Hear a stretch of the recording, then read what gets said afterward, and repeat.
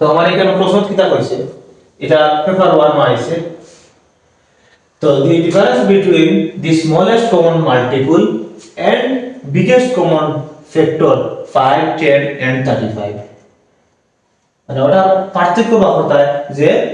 LCM আর HCF এর পার্থক্যটা বা হতা ফর ফার্স্ট 10 আর 35 তার ফুলা বা করা লাগবে এলসিএম এরপর বা করা লাগবে এইচসিএফ বা করিয়া তার পার্থক্য কত ডিফারেন্স কত ওটা তো ওটা আমরা এখন করব একদম সহজ উপায় আমরা আগে হইলা বিস্তারিত ভাবে করে লইব তো এরপরে আমরা সহজ উপায় কিনা করেন ওটা দেখুন তো সর্বপ্রথম আমরা সব বেসিক নিয়ম আমরা বেসিক কিছু জানা আছে সবার যে ফার্স্ট রে আমরা আলাদা ভাবে কিলা করি ইকো তো আমরা প্রায় সবরও জানা আছে ওলা হলাম যে ফার্স্ট তো মৌলিক সংখ্যা তার এগুলো থেকে দিবা ফার্স্ট থেকে ফার্স্ট ইগুলো 2 দিয়ে 2 ফার্স্টে 10 ফার্স্ট থেকে ফার্স্ট এগুলো ফার্স্ট দিয়ে দেওয়া লাগবে ফার্স্ট এটা 35 ওটা তো প্রাইম নাম্বার সাথে তার মানে আমার ফার্স্ট সমান কত বার হলো 5 into 1 to 10 equal to 2 into 5 into 1 35 equal to 5 into 7 into 1 OLA তো এখন আমি আমার এইচসিএফ বা করতে হইলে কিটা করতে লাগবে এইচসিএফ হলো কিটা যে এইচসিএফ হলো আমার এই তিনটার মধ্যে কমন কিটা আছে তিনটার মধ্যে কমন কিটা আছে এইচসিএফ শুধুমাত্র কিটা আছে 5 আছে শুধুমাত্র কিটা আছে 5 আছে মানে আমরা একটা কমন থেকে একটা লিখলাম 5 আর কমন কিটা আছে 1 আছে ইনটু 1 ইকুয়াল টু আমার এইচসিএফ কত বার হলো 5 এখন আমার এলসিএম এখন আমার একটু পুরানা আমরা বেসিক আমরা শুরুতে শিখেছি ওই নিয়মে করা তো আমি এরপরে শর্টকাট নিয়মে কম সময়ের মাঝে করা যেটা দেখাই দিই ওটা বাহরিলেই আগে তো এখন এলসিএম হলো কমন জোড়া থেকে আমার লইতে সময় একটা লইলে সংখ্যা তারপরে দেখুন বাকি যেগুলো কমন না ওটা আমি আমরা লগে পূরণ করিলাম মানে এরপরে কি আছে 2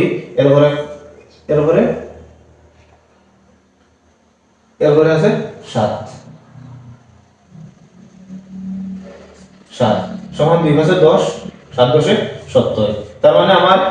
5 10 আর 35 আর কিটা বাহসি আমি এলসিএম এসে বাহর লইছি আমার এলসিএম বার হয়ে গেছে 70 আর এইচসিএম বার হইছে 5 আমার প্রশ্ন কইছে কিটা difference between the smallest common multiple and the biggest common factor of 5 10 and 35 is তারা দুটো পার্থক্য বা করতাম ডিফারেন্স বা করতাম এখন আমার এলসিএম বাহর লইছি এইচসিএম বাহর লইছি তো